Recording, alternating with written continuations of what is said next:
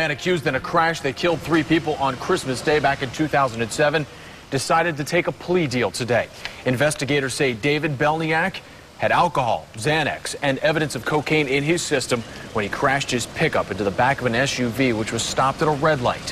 Family members and friends of the victims packed the courtroom today. Our Carson Chambers is live in Pasco County with tonight's lead story. Carson?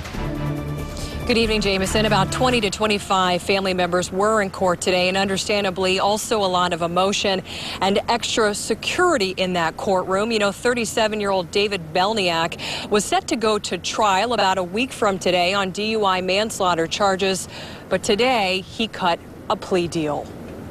You cannot take away from me. Melanie Bossi will never get over the fact her parents won't see her get married. These 3 people meant the world to me, but they meant nothing to him. Her sister Michelle struggles with panic attacks, depression, and had to quit her job. After the death of my family, I lost all ambition and found myself unable to dance. I no longer could make the commute into New York City. The time alone I spent on the train, I would pick up my cell phone 60 times to hear the voices and left them voicemails I knew they would never get to hear. The 2 sisters sat in court just a few feet away this afternoon from the driver who killed their mom and dad on Christmas Day. Gerard and Denise Bossi had 34 years of marriage together when they died in a rear-end crash that totaled their SUV at a Hudson red light. Denise's mother, Linda McWilliams, died after the crash as well. Her husband, Ray, passed away earlier this year from health complications related to the accident. And now I'm speaking to you, Mr. Belniak.